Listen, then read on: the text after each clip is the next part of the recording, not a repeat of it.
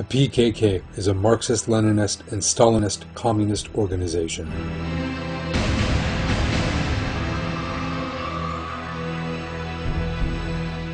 The PKK terror going on in the southwest of Turkey today is actually communist terror in the flesh. Statements by the head of the separatist organization make this perfectly clear. For example, in his message to celebrate the 13th anniversary of the founding of the separatist organization, its leader said, "As the best answer to those who say socialism has collapsed, communism has collapsed, we are saying, on the contrary, the most powerful, truest, and greatest form of communism has taken place in the PKK."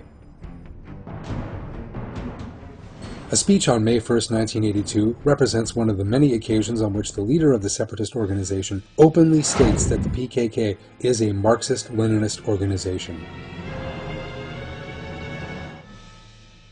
No matter what unsuitable conditions it may live under, it must be based on the objective force of the working class, and on Marxism-Leninism, its science and guide to action. And note that the reason for our existence is totally grounded in that fact. If those tribal walls, those feudal fences had not been breached, Marxism-Leninism, the modern and most revolutionary way of thinking, would never have entered our heads.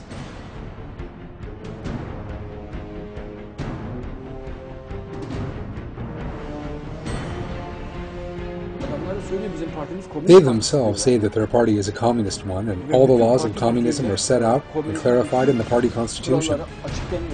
They make communist propaganda day and night.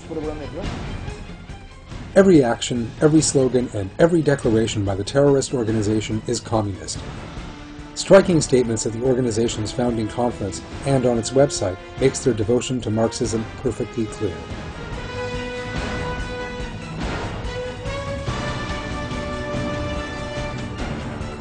Marxist-Leninist theory must be taken to heart. Leading cadres must frequently refer to Marxism. They must take that teaching to heart in order to make the implementation of Marxism their starting point. We will adopt socialism, rather as a guide to action in the resolution of the political problem. As the representatives of such a teaching, and the adherents of such a teaching, we shall do our duty by applying it, as the most important precondition of the teaching to the question of the political administration of the country, and as a means of, and guide to, bringing down the existing administration.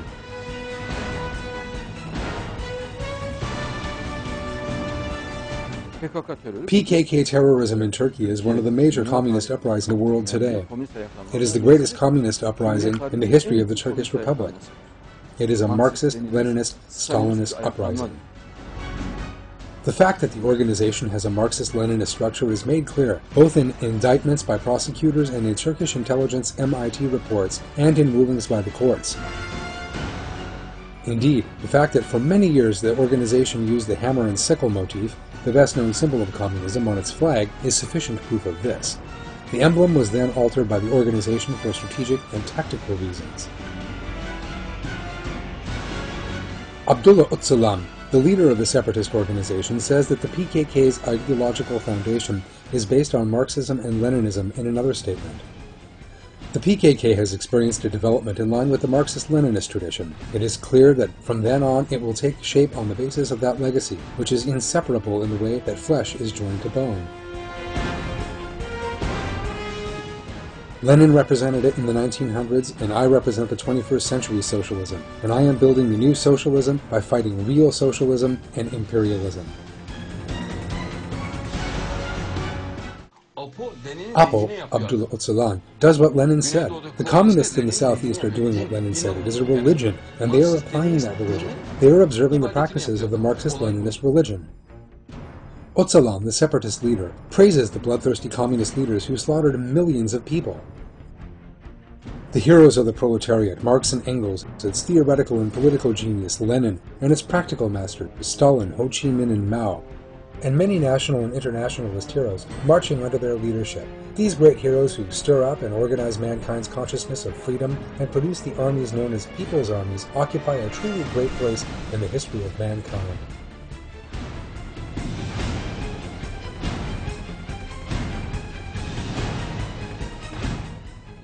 Like the communist leaders he so admires, the leader of the separatist organization ruthlessly resorts to violence and terror.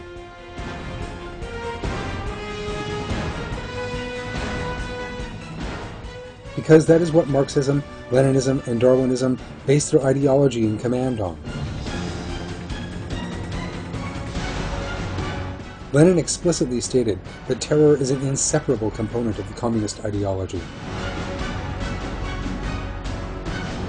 The phenomenon in which we are interested is the armed struggle. It is conducted by individuals and by small groups. Armed struggle pursues two different aims, which must be strictly distinguished. In the first place, this struggle aims at assassinating individuals, chiefs, and subordinates in the army and police. In the second place, it aims at the confiscation of monetary funds, both from the government and from private persons.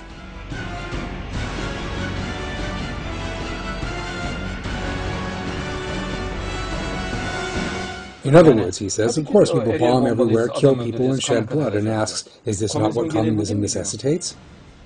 Lenin describes how indispensable terror and anarchy are for communism again in another passage. We cannot reject terror, as it is the one form of military action which may be perfectly suitable, or even essential, at a definitive juncture in battle.